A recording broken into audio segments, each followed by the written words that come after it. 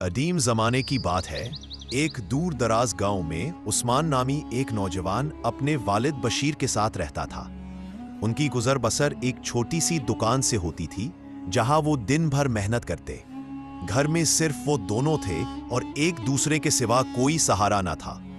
रात को जब वो बैठते, बशीर अपने बेटे को नसीहत करता, बेटा, मौत का कोई वक्त मुकर्रर नहीं। अगर मैं चला जाऊं तो याद रखना, तुम अकेले नहीं हो, अल्लाह हमेशा तुम्हारे साथ है। कारोबार अल्लाह के भरोसे पर करो, क्योंकि दुकान तो महज एक जरिया है, असल रिस्क अल्लाह की रजा में है।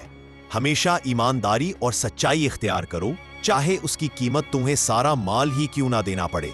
लोगों से नरमी से पेश आओ, क्योंकि अल्लाह उस वक्त तुम्हारा सहारा बनेगा जब कोई नजर ना आए। उस्मान ये सुनकर परेशान हो जाता और कहता, बाबा, अल्लाह ना करे आप मुझे छोड़ जाएं। अगर आप ना रहे तो मैं क्या करूंगा। बशीर ने उसके सर पर शफकत से हाथ रखा और मुस्कुरा कर कहा, बेटा, मेरा जाना यकीनी है, मगर तुम कभी अकेला महसूस नहीं करोगे अगर अल्लाह पर भरोसा रखो। वो तुम्हारा निगहबान है और उस पर यकीन रखोगे तो कभी नाकाम नहीं होगे। उस्मान के दिल में सवाल उठता, अगर मैं मेहनत करूं, ईमानदारी इख्तियार करूं और लोगों से नरमी करूं, तो अल्लाह पर भरोसे का क्या मतलब? सब कुछ तो मेरे अमल से होता है। ये सोचकर वो अक्सर वालिद की बातों को नजरअंदाज कर देता, मगर उसे क्या मालूम था कि अल्लाह उसे एक ऐसा मंजर दिखाने वाला है जो उसकी जिंदगी हमेशा के लिए बदल देगा। वक्त गुजरता रहा और वो दिन आ गया जब बशीर दुनिया से रुखसत हो गए। उस्मान के पास अल्लाह के सिवा कोई न रहा। दुकान पर हर चीज उसे वालिद की याद दिलाती और घर लौटता तो तन्हाई उसका इंतजार करती। चार दीवारी में अब सिर्फ वो था और उसके दिल में वालिद की बातें गूंजती, जिन्हें उसने कभी संजीदगी से ना लिया था। जिंदगी मुश्किल थी, मगर वो काम में मसरूफ रहा। तन्हाई का एहसास कभी खत्म ना हुआ।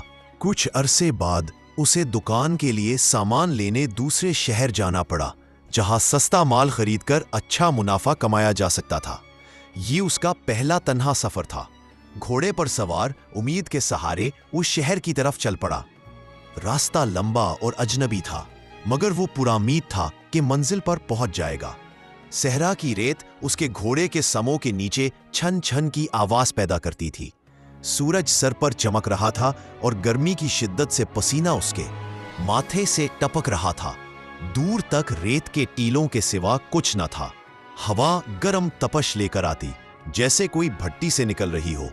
सहरा की खामोशी अजीब सी थी। बस कभी कभार हवा के झोंकों से रेत उड़ती और उस्मान के चेहरे पर गिरती। उसने अपना रोमाल सर पर बांध लिया, मगर सूरज की तपश उसे छेद रही थी। जब सूरज मगरिब की तरफ झुकने लगा, उसकी उम्मीद डगमगाने लगी। शाम ढल गई और सहरा अंधेरे की चादर ओढ़ने लगा। रात के सन्नाटे ने उस्मान पर खौफ तारी कर दिया। खाने पीने का सामान जो वो साथ लाया था, वो खुश्क सहरा के सफर में खत्म हो चुका था और सर्द हवा उसके जिस्म में सनसनाहट पैदा कर रही थी। दूर जंगल से खौफनाक आवाजें आती थी, जैसे कोई दरिंदा धाड़ रहा हो। घोड़ा भी बेचैन था, उसके कदम लड़खड़ाने लगे, जैसे वो खतरा महसूस कर रहा हो। उस्मान ने उधर उधर निगाह दौड़ाई, मगर हर तरफ बेरहम अंधेरा था। सहरा की रेत अब ठंडी हो चुकी थी, मगर उसकी वुसअत और सनाटा दिल को दहला रहा था। कभी कोई छोटा सा जानवर रेत पर दौड़ता नजर आता और इस की आहट उस्मान के दिल की धड़कन बढ़ा देती। उसने खुद को तसल्ली दी कि बस थोड़ी देर और, शायद कोई महफूज जगह मिल जाए। मगर भूख और प्यास ने उसे बेहाल कर दिया। उसका हल्क खुश्क हो चुका था, जैसे रेत उसके गले में अटक गई हो। वो सोचने लगा कि शायद उसकी मौत यही लिखी है। ना जगह थी, ना पानी और खाने का कोई जरिया। भूख तो जैसे तैसे बर्दाश्त हो रही थी, मगर प्यास ने उसे बेचैन कर दिया। वो घोड़े को तेज भगाने लगा, मगर रेत में घोड़े के सम धंसते जाते और कुछ दूर जाकर वो रुकने लगा। अंधेरे में सफर मुमकिन न था। सहरा की रात की तारीकी ऐसी थी कि हाथ को हाथ सुझाई न देता। खौफ से नड्ढाल उस्मान जमीन पर लेट गया, मगर प्यास की शिद्दत से नींद कोसों दूर थी। रेत उसके जिस्म से चिपक रही थी और सर्द हवा उसे कांपने पर मजबूर कर रही थी। उसे वालिद की बात याद आई, बेटा, अल्लाह पर यकीन रखो, वो तुम्हें वहां मिलेगा जहां कोई न हो। उसने खुश्क होठों से धीमी आवाज में दुआ मांगी, ए अल्लाह, अगर मेरे वालिद की बात सच है तो इस बियाबान में मेरे लिए पानी और खाने का कोई रास्ता खोल दे। तू जानता है कि मैं कितना भूखा और प्यासा हूं। दुआ के बाद वो वहीं रेत पर लेट गया। सहराता सन्नाटा उसे निगल रहा था और रात की तारीकी में सितारों की चमक भी उसे तसल्ली ना दे सकी। कुछ देर बाद घोड़ा अचानक घबराकर भागा। उस्मान ने गुस्से से कहा, अब ये क्या मुसीबत है? मगर अगर घोड़ा भाग जाता तो वो बिल्कुल अकेला रह जाता। उसने फौरन उसका पीछा किया।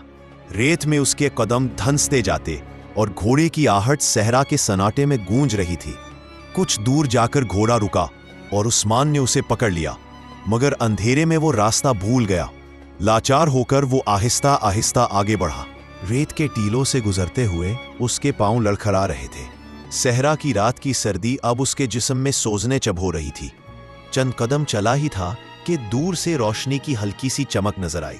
दिल में उम्मीद जागी कि शायद वहां रात गुजार सके। पुराने जमाने में मुसाफिरों का बहुत ख्याल रखा जाता था। उनके खाने, पीने और सोने का बंदोबस्त होता था। यही सोचकर वो रोशनी की तरफ चल पड़ा। करीब पहुंचा तो हैरान रह गया। एक पूरा गांव था, बेशुमार घर आबाद थे। दिल को सुकून मिला कि किसी घर में पनाह मिल जाएगी। घोड़े से उतरकर जब करीब पहुंचा तो देखा कि घर पर ताला लगा है। हैरान होकर वो दूसरे फिर तीसरे घर गया, मगर सबके दरवाजे बंद थे। उसे सख्त ताज्जुब हुआ कि पूरा गांव कैसे सुनसान हो सकता है। दिल में खौफ सा बैठ गया, मगर हिम्मत करके वो रोशनी की तरफ बढ़ा। रोशनी एक घर से आ रही थी। उसने दस्तक दी तो अंदर से भारी आवाज आई, कौन है? रात के इस वक्त यहां क्या कर रहे हो? उस्मान ने जवाब दिया, मैं एक मुसाफिर हूं, दमश्क से आया हूं, रास्ता भटक गया हूं, रात गुजारने के लिए पनाह मांगता हूं। कुछ लम्हों बाद दरवाजा खुला और आवाज आई, आ जाओ। उस्मान ने घोड़ा बांधा और अंदर गया तो हैरान रह गया। सामने एक बुजुर्ग लेटा था जिसके दोनों पांव नहीं थे। उस्मान उसके पास बैठ गया। वो मुस्कुराकर बोला, मुसाफिर, कहां से आ रहे हो? कहां जा रहे हो? उस्मान ने अपनी कहानी सुनाई और उस अजीब बस्ती और बुजुर्ग के बारे में सोचने लगा। फिर बेकरारी से कहा, भाई, मुझे शदीद प्यास लगी है, मेहरबानी करके पानी दें, भूख से भी निढाल हूं। बुजुर्ग ने सुकून से जवाब दिया, भाई, यहां पानी नहीं, तुम्हें वहां जाना होगा जहां सहरा में दूर रोशनी नजर आती है। खाने का बंदोबस्त अल्लाह करेगा। उस्मान प्यास और भूख से मजबूर होकर रोशनी की तरफ चला। सहरा की रेत उसके पांव तले धुनसती थी और सर्द हवा उसके जिस्म को छेद रही थी। तारीकी में वो रोशनी ही उसकी रहनुमाई कर रही थी। करीब पहुंचा तो एक पुरानी झोंपड़ी देखी जहां से कोई आहिस्ता आहिस्ता बोल रहा था, जैसे खुद से बातें कर रहा हो। खौफजदा होकर उसने दरवाजे पर आवाज दी। अंदर से आवाज आई, हाँ बोलो, तुम्हें पानी चाहिए ना? उस्मान हैरान हुआ, मगर बोला, हाँ, पानी चाहिए। अंदर से आवाज आई, तो अंदर आ जाओ। उसने हिम्मत करके अंदर कदम रखा तो सुकून की सांस ली। सामने एक बूढ़ा शख्स नमाज पढ़ रहा था। ये कोई जिन या भूत नहीं था। बूढ़े ने नरमी से कहा, बेटा, जब इंसान का अल्लाह पर भरोसा कमजोर हो जाए तब वो रास्ते भटकता है। फिर इशारा किया, वहां पानी का मटका रखा है, उठाओ और जाओ। उस्मान ने मटका उठाया और चल पड़ा। सहरा की सर्द रात में उसके हाथ ठंड से सुन्न हो रहे थे, मगर मटके की गर्मी उसे कुछ सुकून दे रही थी। बूढ़े की बातें उसके दिल में गूंजने लगी कि वो कैसे जानता था कि मेरा अल्लाह पर यकीन कमजोर है। ये सोच उसे बेचैन कर गई। वो खामोशी से वापस चला। रास्ते में सोचा कि यही पानी पी लूं ताकि प्यास कम हो, मगर फिर ख्याल आया कि बुजुर्ग भी तो प्यासा होगा, वहां जाकर दोनों पी लेंगे। ये सोचकर वो तेजी से चला, मगर घर के करीब पहुंचते ही अंधेरे में दरवाजे से टकराया, गिर पड़ा और मटका टूट गया। सारा पानी रेत में जज्ब हो गया, जैसे सहरा उसे निगल गया हो। गुस्से से वो खुद को कोसने लगा, मगर खुद पर काबू रखा और अंदर चला गया। बुजुर्ग ने नरमी से पूछा, क्या पानी नहीं मिला? उस्मान ने झंझलाकर कहा, नहीं, मटका गिर गया। फिर तंग आकर बोला, भाई, अब मुझ में बातों की ताकत नहीं। अगर पानी हो तो बस इतना दे दो कि सांस ले सकूं, बाकी जो होगा देखा जाएगा। बुजुर्ग ने आसमान की तरफ हाथ उठाए और दुआ की, ए अल्लाह, अगर ये शख्स वाकई भूखा और प्यासा है तो मेरी मदद कर ताकि मैं उस मुसाफिर की मदद कर सकूं। उस्मान को गुस्सा आया मगर खामोश रहा और दिल में सोचा, ये कैसे मुमकिन है कि इस सुनसान जगह पर कोई मदद को आए। चंद लम्हों बाद दरवाजे पर दस्तक हुई। उस्मान चौंका कि ये कौन हो सकता है। बुजुर्ग मुस्कुराकर बोला, जो भी है तेरे लिए पानी और खाना लाया होगा। उस्मान ने दरवाजा खोला तो वही बूढ़ा शख्स खड़ा था। वो मुस्कुराते हुए बोला, तुमसे एक मटका भी ना संभाला, ये लो पानी और खाना, और हाँ, घोड़े के लिए भी पानी रख दिया है, खुद की पड़ी है, जानवर का भी ख्याल रखा करो। उस्मान हैरान रह गया। ये दोनों ऐसी बातें कैसे कर रहे थे जैसे सब जानते हो, मगर भूख और प्यास ने सोचने का मौका ना दिया। उसने पानी पिया, खाना खाया, और जब पेट भर गया तो सवालात जहन में उठने लगे। वो बुजुर्ग के करीब गया और बोला, भाई, अगर बुरा न माने तो एक बात पूछूं? बुजुर्ग ने नरमी से कहा, पहले मुझे थोड़ा पानी दो, बहुत प्यास लगी है। उस्मान ने फौरन पानी दिया और सोचने लगा कि ये कैसे लोग हैं जो ऐसी अजीब बातें करते हैं। प्यास और थकावट से वो सो गया।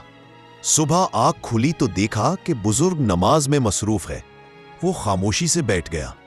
नमाज खत्म हुई तो उस्मान बोला, अब तो मेरे सवालात के जवाब दे। बुजुर्ग मुस्कुराकर बोला, तुम भी अजीब हो। अल्लाह ने नई जिंदगी दी, खाने पीने का बंदोबस्त किया, मगर तुमने ना रात की नमाज पढ़ी ना सुबह की।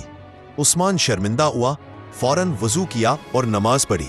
फिर घोड़े पर सामान रखकर जाने लगा। बुजुर्ग ने आवाज दी, जो पूछना है पूछ लो।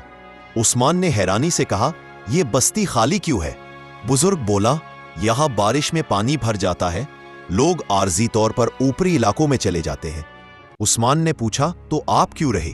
बुजुर्ग ने कहा, मैं जा नहीं सकता और इबादत के लिए यह जगह नहीं छोड़ता। उस्मान ने पूछा, वो बूढ़ा शख्स कौन था? बुजुर्ग बोला, अल्लाह का एक नेक बंदा जो रात भर इबादत और गरीबों की मदद करता है। उस्मान ने आखिरी सवाल किया, आपको कैसे यकीन था कि खाना आ जाएगा?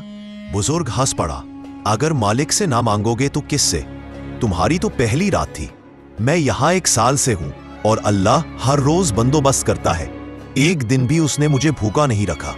बस कल रात तुम्हारी वजह से खाना देर से मिला। फिर बोला, अल्लाह पर भरोसा रखो। जब तुमने सहरा में उसे पुकारा, घोड़ा भागा। ये मुसीबत नहीं, रहमत थी। जहां तुम रात गुजारने जा रहे थे वहां से कोई जिंदा नहीं आता। अल्लाह ने तुम्हें बचाया। वो रास्ते बनाने वाला है, चाहे सहरा हो या कोई और जगह। रास्ते में उस्मान को वालिद की बातें याद आईं कि अल्लाह मुश्किलात देखता और हल करता है। अल्लाह पर भरोसा करने वालों को वो वहां मिलता है जहां कोई ना हो।